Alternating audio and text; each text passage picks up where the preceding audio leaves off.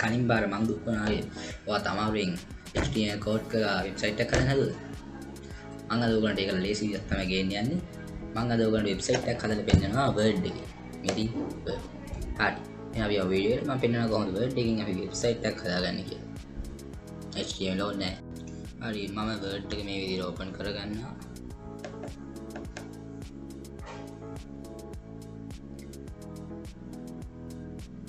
පස්සේ new blank document එකකට යන්න. blank document ගිහිල්ලා web page එකේ size එක තියෙන මෙන්න මේකට යන්න ඕනේ. web layout එකට. හරි. web layout එක ගියන් පස්සේ ඔයාලා තියෙන මෙන්න මේ page එකේ page design එක ඔයාගේ website එක හදලා design එක design කරගන්නේ. ඉතින් මම පින්තූර දානවා. ඒ වගේම link උනත් මේකට දාන්න පුළුවන්. හරියට YouTube එකේ වගේ. හරි. මේ පොඩි site එකක් හදමු.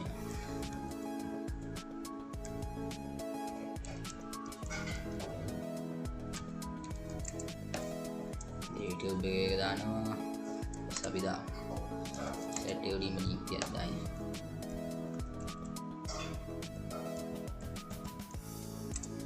හරි මේ අපි link දෙකක් දැම්මා. හරි දැන් ඊළඟට අපේ website එකේ නමක් දීහම අපි දාමු tg.com. හරි දැන් මෙතන අපි පල්ලෙහාම මේක design කරන්න පටන් ගමු. අමුලින්ම පින්තූරයක් දාන්න තමයි හදන්නේ. size එක වැඩි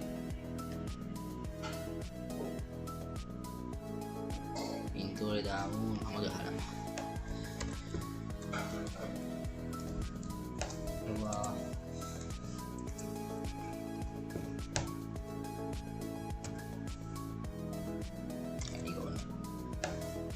යටින් මෙතන අපේ logo එක දාගමු insert යා සාමාන්‍ය විදිහට අපේ පස්ස පින්තූර ටික දාගෙන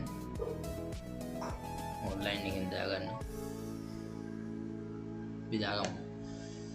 ලස්සනයි කියලා හිතලා wallpapers ටිකක් දාගෙන link එකක් දාලා මම comment එකේ වැඩ කරන හැටි පෙන්නන්න. ඕගොල්ලන් තියෙන එක ඒ විදිහට හදාගන්න. ඔයාලට කැමති design එකක් දාලා යනවා website.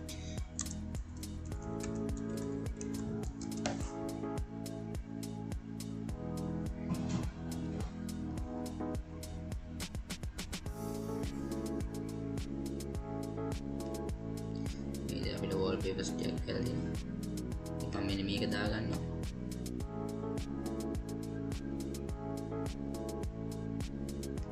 පින්තූර යට ගන්න.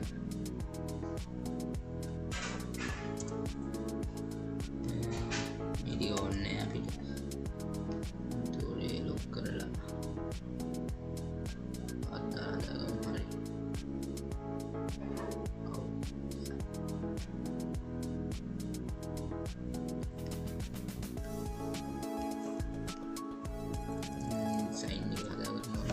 ඒකුල අපි ගහමු අපේ නම.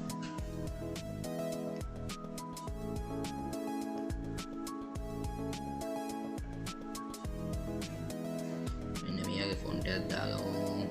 මේක හොඳයි. ඉස්සෙල්ල ලොක් කරගන්න වෙනවා. 200 දාමු.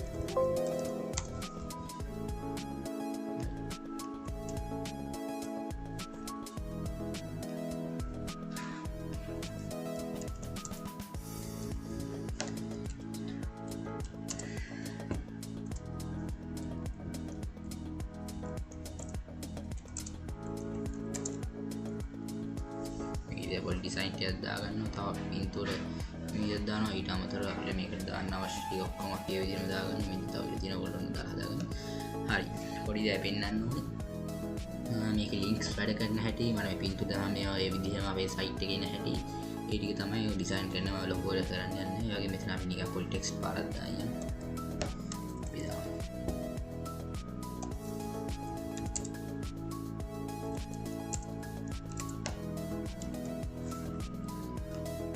paragraph එකක් විදියට සේවස් කරලා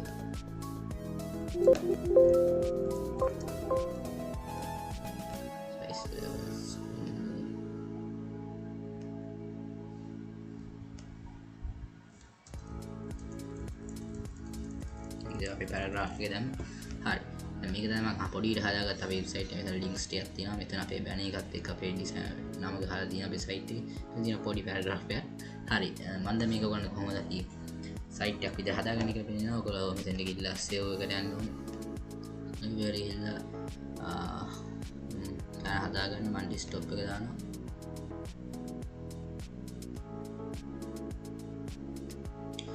මෙතන save කරත් තමයි අපි ඔන්න වැඩි කරන්න ඕනේ. web page filtered කියන එකට ගිහිල්ලා අන්න ඒක තෝර ගන්න ඕනේ. ඉතින් මෙතන ඒක දෙන්නම දාලා ඉතින් save කරන්න. එතන අහනවා මේ HTML එකේ format එක තමයි මොකද මේක save වෙන්නේ. මොකද HTML හදලා ඉන්නේ. ඒකට HTML code ගන්න ඕනේ නැහැ මේකේ. ඒක වල තියෙන yes කරන්න.